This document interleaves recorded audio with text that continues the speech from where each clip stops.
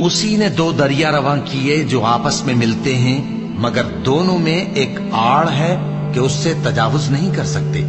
تو تم اپنے پروردگار کی کون کون سی نعمت کو جھٹلاؤ گے؟ ان دونوں دریاؤں سے موتی اور مونگے نکلتے ہیں، تو تم اپنے پروردگار کی کون کون سی نعمت کو جھٹلاؤ گے؟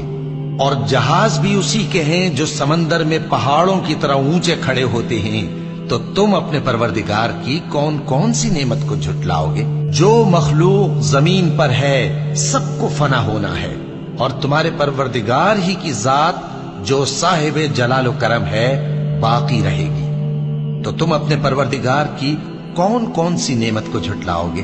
آسمان اور زمین میں جتنے لوگ ہیں سب اسی سے مانگتے ہیں، وہ ہر روز کسی نہ کسی کام میں ہوتا ہے۔ تو تم اپنے پروردگار کی کون کون سی نعمت کو جھٹلاؤ گے؟